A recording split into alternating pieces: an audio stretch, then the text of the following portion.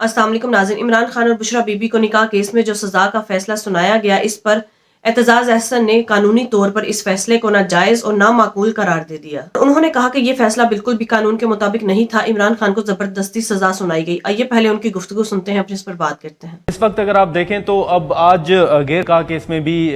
بانی P T I اور بشرا صاحبہ کو سزا جو ہے وہ سنا دی گئی ہے۔ اب سوال یہاں پر یہ بھی اٹھایا جا رہا ہے کہ یہ تو دو جو پرائیویٹ لوگ ہیں ان کے درمیان ایک معاملہ ہے، یہ ایک انفرادی معاملہ ہے۔ آپ بھی سر قانونی طور پر سمجھتے ہیں کہ یہ انفرادی معاملہ ہے اور عدالت کے فیصلے کو اوور آل کیسے دیکھتے ہیں؟ اس کے علاوہ بھی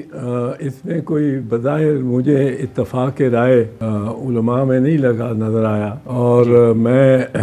کوئی اسکالر نہیں ہوں اسلام کا اتنا، میں پر لاء کو جہاں تک ہم نے دیکھا ہے اس میں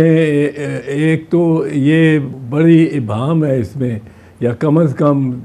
اوپینینز کا آراء کا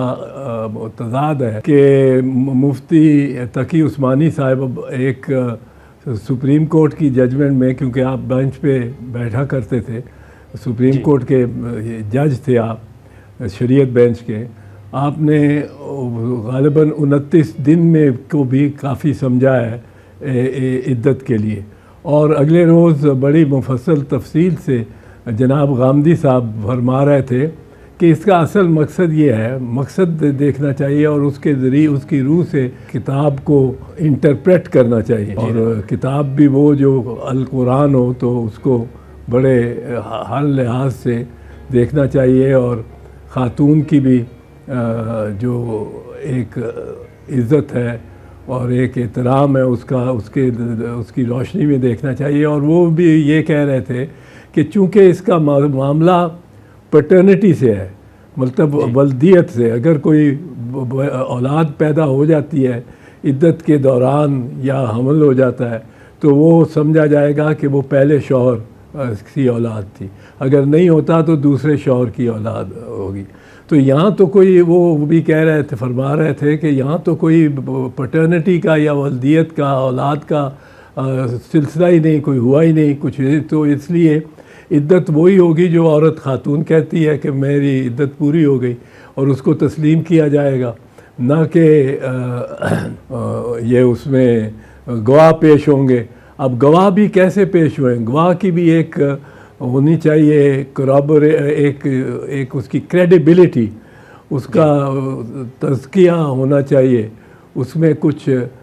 پاکی ہونی چاہیے اس کے قول میں، اس کے فعل میں، اس کے، اور گواہ جو ہے وہ ایک تو ہے وہ اون چودھری جو کہ بظاہر بغض رکھتا ہے ملزمان سے، اور خاص کر جو بڑا ملزم ہے بانی تحریک انصاف۔ تو دوسرا یہ ہے کہ دوسرا گواہ ہے جو شوہر، جو پہلے ریکارڈ پہ ہے 5 سال پہلے جب یہ ہوا، 5 سال تک وہ سویا رہا، 5 سال بعد وہ ایک دفعہ گرفتار ہوا، کوئی مہینہ ڈیڑھ لے کر کے اس پہ کیسز بنے کرپشن کے کیسز سارے ختم ہو گئے، اور وہ واپس آ گیا، اور وہ شمشیر بدست نکلا اور اس کیس کے پیچھے پڑ گیا۔ اور اس کیس کے پیچھے کیا پڑا، اس نے جو کہا تھا جب وہ طلاق ہوئی تھی اس خاتون سے، بی بی سے 5 سال پہلے، تو اس نے یہ کہا تھا کہ یہ اس جیسی پارسا، پاک باز، پاک سیرت، نیک خاتون میں نے زندگی میں کہیں نہیں دیکھی، یہ آن دی ریکارڈ اس نے کہا تھا، اور اپنے ہاتھ سے اس نے تقریباً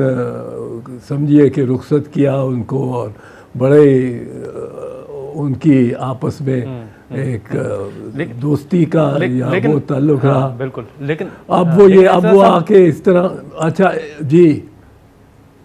لیکن اعتزاز صاحب، اب جو سزا سنائی گئی ہے سر، اب اس میں یہ بھی ایک نقطہ اٹھایا جا رہا ہے کہ یہ سزائیں پوری کیسے ہوں گی؟ پہلے 14 سال، 10 سال، پھر آج جو ہے وہ 7 سال، تو اس حوالے سے قانون کیا کہتا ہے سر؟ جی میں ایک چیز پہلے ذرا عرض کر دوں کہ یہ جو گواہان ہیں یہ اس کریڈیبلٹی کے معیار پہ آتے ہی نہیں ہیں کہ ان پہ کسی مطلب سوئی کی چوری کا بھی الزام ثابت ہو سکے، یا ایسے گواہان کا۔ اور پھر جو جس پروسیجر سے انہوں نے کیا ہے کہ 2 دن پہلے وہ چارج فریم کیا ہے، انڈائٹمنٹ ہوئی ہے، فرد جرم مرتب کی ہے اور 2 دن میں کوئی 26 گھنٹے کے کتنے 16-17 گھنٹے بیٹھ کے عدالت نے مسلسل اور یہ فیصلہ اور یہ گواہ پیش کر کے ان کے اور گواہ بھی لڑتا رہا ہے عدالت میں بھی اور وہ پیش کر کے اور سزا سنوا دی ہے۔ اچھا سزا میں بھی ایک چیز بتا دوں، اس میں ابھی تک فیصلے میں بہت بڑا سکم ہے، وہ یہ ہے ایک اور بڑا کہ سول جج یا سبارڈینیٹ جج جو ماتحت جوڈیشری ہے، ڈسٹرکٹ جج ہے، سیشن جج ہے، سینئر سول جج ہے، سول جج ہے، میجسٹریٹ ہے، ان میں سے کسی کو اختیار نہیں ہے کہ وہ فیصلہ سنا دیں اور جو سزا سنا دیں اور ججمنٹ نہ دیں، ججمنٹ نہ لکھی ہو یا دستخط کی ہو یا ایشو ملزم کو دینی پڑتی ہے اسی وقت پوری ججمنٹ، یہ فوجداری ضابطہ فوجداری کے تحت پوری ججمنٹ شارٹ آرڈر دینا پڑتا ہے سر؟ نہیں شارٹ آرڈر یہ شارٹ آرڈر والے نہیں ہیں، وہ شارٹ آرڈر صرف لکھ سکتا ہے for reasons to be recorded later عدالت عالیہ اور عدالت عظمیٰ، صرف ان پہ لکھا ہوا ہے کہ ججمنٹ دیں گے، ججمنٹ میں کیا کیا مطلب نقطہ ہر نقطے لا پوائنٹ پہ ہر کویسچن آف فیکٹ پہ یہ اپنی رائے دیں گے اور پھر یہ اس رائے سے کنکلوژن نکالیں گے اور یہ سارا ایک دم ان کو کرنا ہے، یہ کوئی شارٹ آرڈر والے جج نہیں ہے ان میں سے کوئی بھی، یہ شارٹ آرڈر اور ججمنٹ ہم لکھیں گے یہ ایک انہوں نے فیشن ہی بنا لیا ہے، یہ صرف ہائی کورٹس اور سپریم کورٹس کو یہ اختیار ہے کہ وہ آرڈر شارٹ آرڈر سنا دے ایمرجنسی میں اور وہ آرام سے سوچ بچار کر کے بعد وہ آرڈر لکھائیں، کیونکہ ان کے آرڈرز بائنڈنگ ہوتے ہیں آل کورٹس بلو۔ ناظرین جیسا کہ آپ سب جانتے ہیں کہ سپریم کورٹ کے ایک بینچ کے مفتی تقی عثمانی جو جج بھی رہے ہیں، ان کے ایک فیصلے کے مطابق عمران خان اور بشرا بی بی کا نکاح بالکل جائز تھا اور انہوں نے عدت پوری کرنے کے بعد نکاح کیا۔ ناظرین اس کے علاوہ گامدی صاحب جو بہت بڑے اسکالر ہیں، انہوں نے بھی کہا تھا کہ اگر کوئی عورت یہ کہہ دے کہ اس نے عدت پوری ہونے کے بعد نکاح کیا ہے پھر اس پر کوئی بھی سوال کھڑا نہیں کر سکتا۔ ناظرین یہ ایسا ذاتی نوعیت کا کیس تھا جسے زبردستی کورٹ میں لا کر صرف اور صرف عمران خان کو سزا دینے کے لیے کیا گیا۔ اس وقت زیادہ سے زیادہ کیسز میں عمران خان کو سزا دینے کی کوشش کی جا رہی ہے تاکہ عمران خان جیل سے باہر نہ آ سکے۔ اس کے علاوہ اگر عمران خان ہائی کورٹ یا سپریم کورٹ چلے بھی جائیں تب بھی ان کے کسی نہ کسی کیس میں سزا قائم رہے۔ اعتزاز احسن کے مطابق عمران خان کے خلاف جتنے بھی گواہان تھے وہ بھی کریڈیبل نہیں تھے، یا تو وہ لوگ عمران خان کے مخالف اور دشمن تھے یا پھر وہ کرپٹ ترین انسان تھے۔ جیسا کہ اون چودھری یہ وہ لوٹا ہے جس نے 9 مئی کے کیسز کے بعد عمران خان سے علیحدگی اختیار کی تاکہ وہ 9 مئی کے کیسز سے خود کو الگ کر سکے، اور اس نے عمران خان کو دھوکہ دیا۔ ناظرین وہ انسان جو پہلے ہی عمران خان کا مخالف اور دشمن ہے وہ کیسے عمران خان کا گواہ بن سکتا ہے؟ اگر وہ گواہی دے گا بھی تو وہ کبھی بھی عمران خان کے حق میں بات نہیں کرے گا، اور وہ عمران خان کے خلاف ہی بات کرے گا کیونکہ وہ عمران خان کا مخالف اور دشمن ہے۔ دوسری طرف بشرا بی بی کے سابقہ شوہر خاور مانیکا جو پہلے